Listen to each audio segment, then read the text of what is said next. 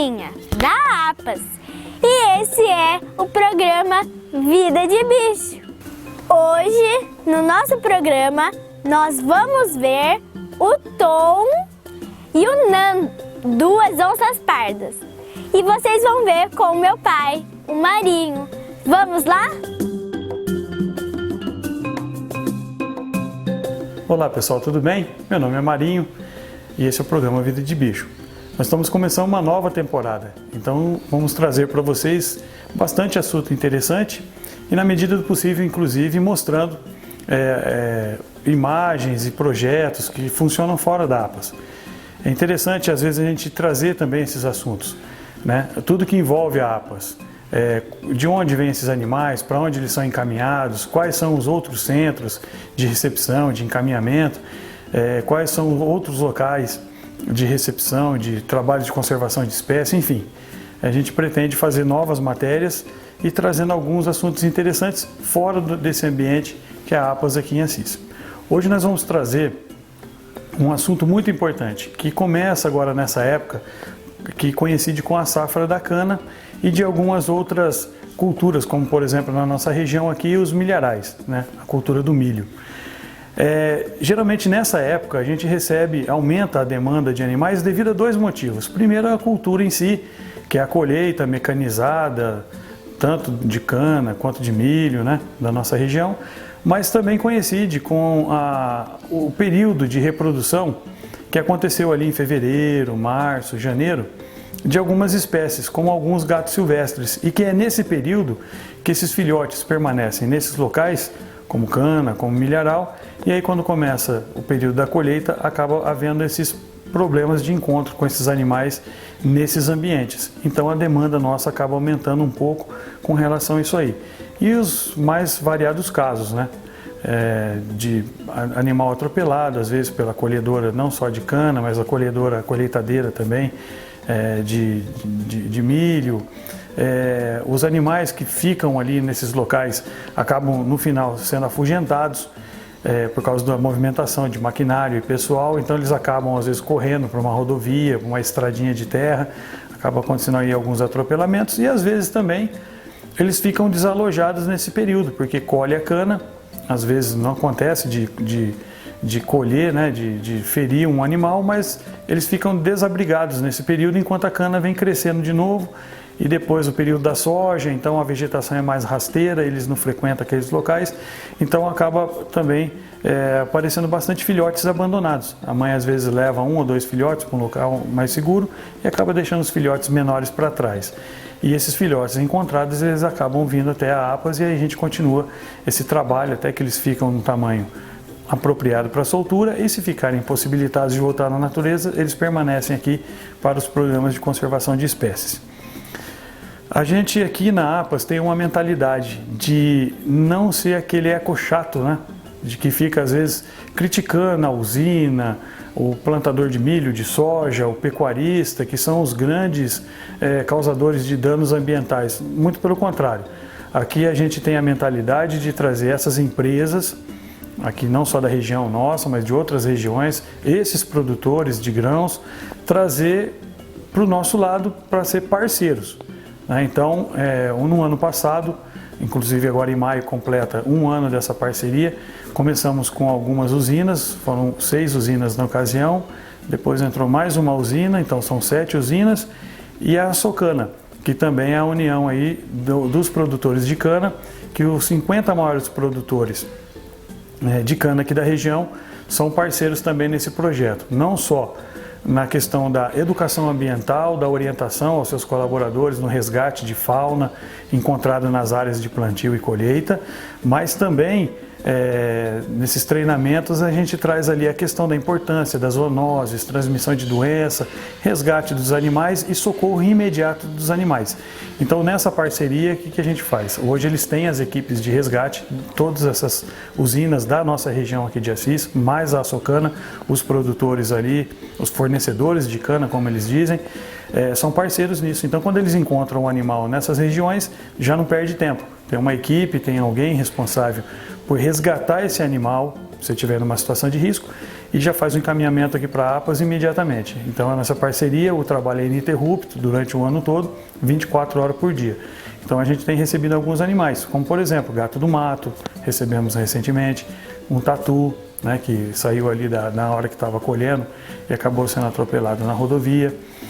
Algumas concessionárias, como eu já disse em programas anteriores, também tem essa parceria de resgate desses animais que porventura venham a ser atropelados e eles acabam vindo. Mas em especial hoje eu vou mostrar 2 exemplares de onça parda que vieram da região próxima nossa aqui, que não faz parte aí desse convênio, desse consórcio entre essas 7 usinas, né, e mais a Socana, que é a união dos produtores aqui, dos fornecedores de cana, mas uma região já anexa a essa região aí que já existe a parceria, que agora também serão parceiros. Provavelmente nos próximos dias a gente já vai estar formalizando alguma coisa, então aos poucos a APAS acaba expandindo para outras regiões.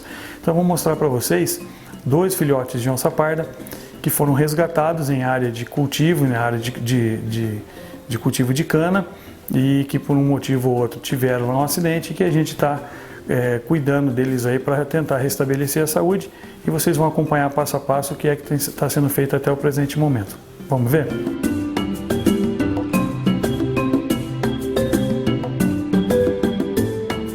Pessoal, esse aqui é o Nando, né? É um filhote de onça parda, um filhote macho, né? Tem aproximadamente de 3, quase 4 meses. Esse aqui ele veio da região de Rio Preto, né? Encontraram ele lá, perdido num canavial, logo após a colheita. E aí ele foi para uma faculdade lá, ficou sendo cuidado por um tempo e perceberam que ele não anda. Inclusive agora que ele está começando a dar os primeiros passinhos de começar a colocar as patinhas traseiras no chão e tentar andar. Não se sabe o motivo exato por que ele não anda, né? Existem algumas teorias, já foi feita radiografia, já foi feita tomografia, já foi feita uma série de exames clínicos, laboratoriais, e aparentemente nessas partes onde foi afetado a locomoção dele, não tem um problema aparente, né? Tem ali, ele teve uma fratura que foi cicatrizada, mas isso quando ele era muito pequenininho ainda, né? Já cicatrizou, isso não tem problema. Mas a gente acha que ele teve um problema de consanguinidade. O que é isso? A consanguinidade, ela acontece quando há cruzamento de parente muito próximo. Às vezes o pai com a filha, ou a mãe com o filho, ou entre irmãos, né? Então esse cruzamento é aquele velho ditado, né, que a avó falava: prima não pode casar com primo, porque senão os neném nascem com defeito. Às vezes isso não acontece, mas pode acontecer a consanguinidade sim. E a gente observa isso em alguns exemplares de gato silvestre, por exemplo, como a onça, né? Nós temos outros aqui na APAS que são consanguíneos. Só que esse aqui, na verdade, interferiu na locomoção dele, se é que foi isso. Não há como identificar, talvez, com um exame, que é muito caro, custa aí 20, 30 mil reais, que é o rastreamento genético. Mas para isso você teria que ter o pai e a mãe para avaliar se eles são parentes bem próximos ou não. Mas algumas características indicam isso aí, que seria a cauda mais engrossada e essa deformidade aqui nos ossos, né? Se a gente pegar a patinha dele, a gente vai ver que ele tem um calo ósseo na lateral dos 2 lados aqui. Então ele é meio envergado para o lado de dentro e a parte traseira praticamente ainda não desenvolveu totalmente. Então ele cresce muito rápido, esse exemplar de onça parda. Está ronronando, escuta, ó. Como se fosse um gatinho, né? Então eles crescem muito rápido, então com 6 meses praticamente ele já tem o tamanho de um adulto. E nesse caso aqui ele está crescendo muito rápido, no entanto é como se os ossos não acompanhassem o crescimento. Então ele está tomando quantidade de cálcio, aminoácidos e o cálcio enriquecido com algumas vitaminas, a vitamina D, todo dia coloca ele para tomar um sol, ele faz, vamos dizer, a fisioterapia dele todos os dias, ele está começando a ficar em pé agora. No começo ele sentia muitas dores, né? Quando mexia a pata, ele sentia bastante dor. Agora não, isso aqui ele está fazendo isso aqui para brincar. Mas você pegava nas patas dele, ele praticamente atacava a mão da gente de dor, né? No entanto, agora não, ele já está com mais qualidade de vida e agora a gente está fazendo essa fisioterapia que é para restabelecer a qualidade motora dele, para ele voltar a se locomover. Então nós temos ele nesse local, né, que é um ambiente que organizamos para poder colocar os filhotes aqui para ficar mais fácil para tratar, e é um caso de um animal que nós vamos ter que fornecer para ele toda a questão da acessibilidade, como se fosse uma acessibilidade para seres humanos que têm alguma necessidade especial. Então, no caso aqui, um piso liso, né, para ele não esfregar totalmente a pele no chão áspero, né, para não se machucar, para não produzir feridas e o raladinho, a escoriação e tudo mais. E como ele não levanta para fazer o cocô e o xixi como se fosse um gato normal, como se fosse um gato doméstico, então a gente tem que trocar ele várias vezes ao dia, né? Porque às vezes ele faz o xixi no mesmo local que ele está, ele não enterra o cocô como faz os gatos normais, porque ele não consegue ficar em pé para poder jogar a terra para cobrir aquilo. Então, assim, ele é um animal bem especial. E muita gente pode falar assim, puxa vida, mas por que então já não sacrifica? Por que já não mata de uma vez? Porque vai ficar sofrendo assim até o fim da vida? Tá certo, alguns podem até pensar desse jeito, mas no caso ele não sente dor. Tem qualidade de vida, tem carinho, recebe alimentação na quantidade, na hora certa, e é sempre amável desse jeito. Então, muita gente não pensa desse jeito, e aqui na APAS a gente preserva a vida do animal. Pode ser que na natureza ele vai ser presa fácil, ele vai ser comido por um outro maior, não vai disputar território, não vai perpetuar a espécie, mas em cativeiro ele pode estar sendo utilizado como aqui agora, ó, que eu estou fazendo com vocês que estão assistindo, educação ambiental. Mostrar um animal que todo mundo fala, oh, a onça come seres humanos. Não, a onça não come seres humanos, né? E nem ataca também, só quando interfere ali na região dele ou vai tentar pegar os seus filhotes. Então, por exemplo, futuramente, quando tiver visitas na APAS, um espaço para visita, ele pode estar sendo utilizado em educação ambiental, que isso é muito importante. Qualquer criança vai poder chegar, tocar um adulto e me mostrar a importância do animal. Até porque na natureza, esse bicho aqui não tem preço, esse animal não tem preço. O patrimônio genético, cultural, não tem um valor quanto? 1 milhão, 2 milhões, 3 milhões? Não. Ele vale muito mais que isso porque ele pertence ao patrimônio genético brasileiro e ao patrimônio cultural brasileiro. Então, aqui, enquanto tiver carne, enquanto tiver abrigo, enquanto tiver carinho, ele vai permanecer. O biólogo veterinário está constantemente, hoje inclusive, o veterinário já passou por aqui, já deu aquela olhada nele, que está tudo bem, está evoluindo bem, já prescreveu mais algumas coisas. A bióloga está sempre acompanhando ele diariamente, praticamente, inclusive até tem que pedir para ela deixar ele quietinho um pouco, porque ele precisa descansar, né? Porque a bióloga fica muito tempo em cima dele. Então, inspira muitos cuidados. E aí a gente pode estar utilizando ele para educação ambiental, mantendo o bichinho vivo, mostrando aí para as crianças ou futuramente aí, apresentando para outras pessoas que têm interesse em ver esse animal. É um problema? É um problema.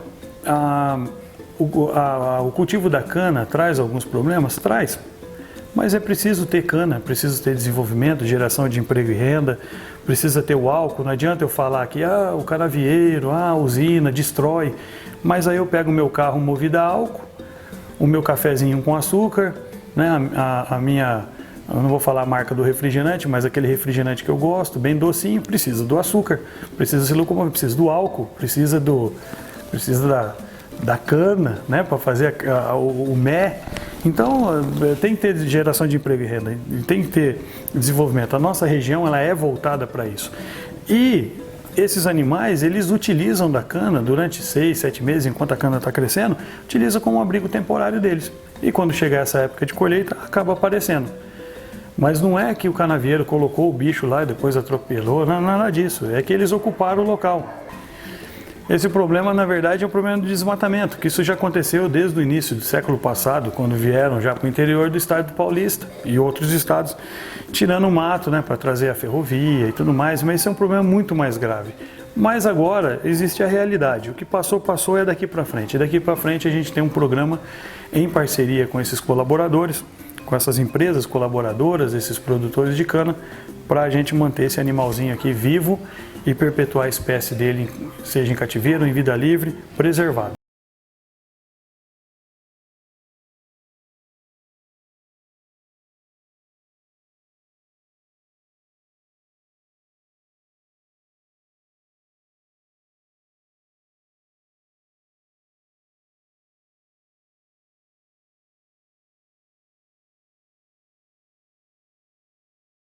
Pessoal, esse aqui nós demos o nome de Tom, né? Também é um filhotinho de onça parda, mas aí fala assim, mas o tio tá ficando louco, como que pode o bicho ser onça parda se é pintado? Então é uma onça pintada. Teoricamente é uma onça pintada, mas na verdade é o seguinte, todo filhote de onça parda, quando eles são pequenininhos, eles têm essas pintinhas que é para poder ficar camuflado ali na sombra, né? Então mistura com a folhagem, mistura com a sombra no lugar onde eles estão abrigados. E depois de uns 3 meses a 4 meses eles perdem essa pinta, como está acontecendo já com o Nando, né? O Nando já não tem mais as pintas, mas esse pequenininho até o 3º mês ele permanece com as pintinhas. E esse aqui é um caso mais complicado, né? Nós recebemos ele, veio da região de Getulina, também oriundo de Canavial, e esse aqui na verdade ele já foi realmente colhido pela colhedora de cana ou colhedeira de cana.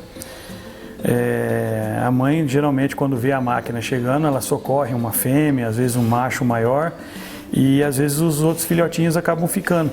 E aí não tem como, né? A máquina não tem como descobrir ali embaixo de onde puxa aquela rosca sem fim ali, onde colhe a cana, onde tritura a cana, não tem como o operador ver. E aí, só que nesse caso viu quando a máquina pegou, ele parou a máquina, mas já era tarde.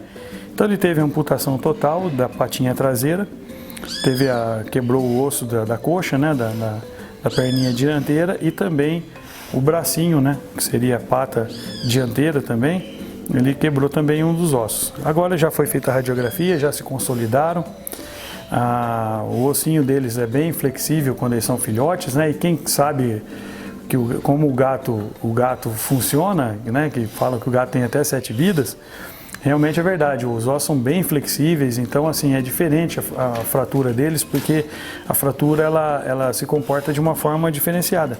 Ela enverga mais e então o dano seria menor. A questão dos estilhaços dos ossos é menor. E nesse caso não teve jeito, né?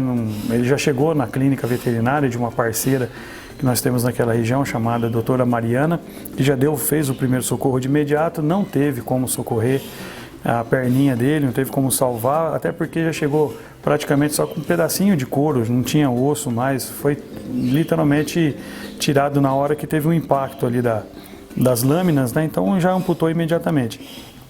E aí ele veio para cá, ele ainda é bem arisquinho, né? Então esse movimento com os olhos, esse movimento com as orelhas que ele faz, na verdade não é dor, não é nada. Isso é uma forma dele tentar afugentar a gente para que não pegue ele. A mãe dele ensinou ele assim. É diferente do Nando, né? No Nando ele foi retirado da mãe muito pequenininho, então ele não teve tanto contato com a mãe. Já no caso aqui do Tom, não. A mãe já passou para eles algumas coisas. Fica esperto com o ser humano, que o ser humano é complicado. Então ele fica fazendo esse barulho só, na verdade, com o objetivo de afugentar a gente. Mas isso aí é mais medo, né? Então, assim, ele está ganhando peso a cada dia, ele está engordando a média de 200 até 300 gramas, dependendo da quantidade de alimento que ele come por dia. Então, o crescimento é muito rápido. Quando ele chegou aqui, ele tinha metade do tamanho e depois de 2 semanas e meia ele já dobrou o tamanho e no próximo mês ele já praticamente alcança o tamanho do Nando, né? Eles crescem muito rápido, até o 6º mês cresce com bastante rapidez, exatamente para se defender melhor na natureza e chegar na idade adulta de forma mais segura. Então, no caso desse aqui já é um caso mais complicado, é um caso de um animal que não tem condições de voltar para a natureza, uma vez que ele não tem a pata traseira, né? Vai perder o vínculo com a natureza e aí ele fica aqui no programa de conservação de espécies. No caso, ele vai ficar com as outras 17 onças que já tem aqui. Nós temos o caso de uma amputação também de pata dianteira, já de um adulto. Nós temos caso de onça que ficou cega. Então, ele acaba fazendo parte desse programa de conservação. Vai ficar aqui até o fim da vida. Esse ano a gente começa um empreendimento novo, que é uma casa com acessibilidade para esses animais que não voltam para a natureza. A gente está aqui com os dois juntos, no mesmo recinto, na mesma sala, que é para tentar aproximar os dois, para que eles façam uma amizade, sejam parceiros, para que futuramente eles possam crescer juntos, que os felinos eles têm essa necessidade. Na natureza nem tanto, mas em cativeiro um gosta de proteger o outro. Então por isso que ele está aqui, a gente está tentando aproximá-lo. esse caso a gente não devolve para a natureza, como eu já disse. Então eles acabam ficando e quem sabe amanhã ou depois, na natureza ele não tem um objetivo, né? Talvez de perpetuar a espécie, de preservar a espécie. Mas em cativeiro, amanhã ou depois, se começa, esses animais já são ameaçados de extinção, mas se eles começam a entrar nessa linha de extinção e de repente começa a diminuir os exemplares, na natureza ele não vai caçar, não vai sobreviver. É alvo fácil, tanto para o homem quanto para outros que já tem na região que vai disputar território com ele. Mas em cativeiro ele pode de repente estar reproduzindo e perpetuando a espécie. Ele pode não andar, mas ele pode cruzar, às vezes com uma fêmea que é cega, às vezes uma fêmea que não tem uma pata, enfim. Então a gente mantém aqui o bicho vivo, com qualidade de vida, né? Então a gente mantém ele aqui vivo sem nenhum problema e eles vivem perfeitamente. E isso ele já está mostrando aqui que a recuperação dele está sendo muito rápida e o prognóstico, segundo a bióloga, né, a Andréia, e o veterinário, que ele vai se desenvolver muito bem e vai ter uma vida normal, apesar de estar sem a perninha, mas ele vai ter uma vida normal em cativeiro, sem nenhum problema.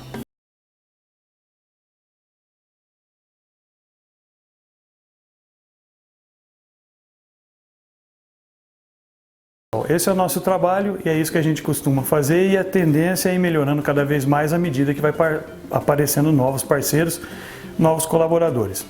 Se você gostou do programa e tem uma sugestão para fazer para a gente, você pode entrar em contato nesses telefones na medida do possível.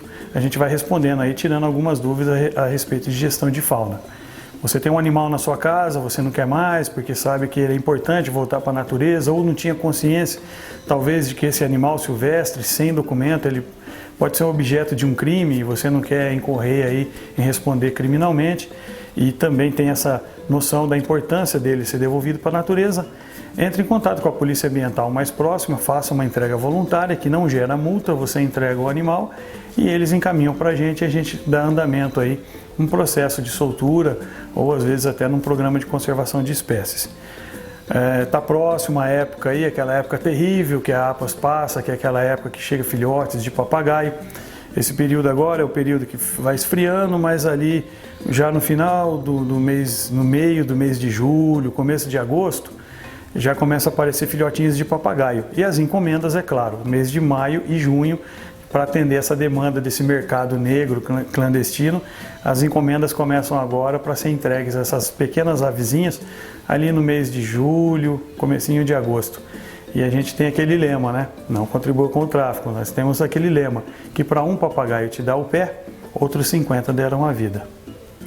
Agradecemos a todos os colaboradores, a esses parceiros que vieram. Nós teremos novos programas, novas ideias, vai ser uma nova temporada, vocês vão ver, vai ficar muito legal, a gente vai trazer bastante coisa nova para vocês e eu conto com vocês para os próximos programas. E esse foi o programa de hoje, então até o próximo programa. Tchau!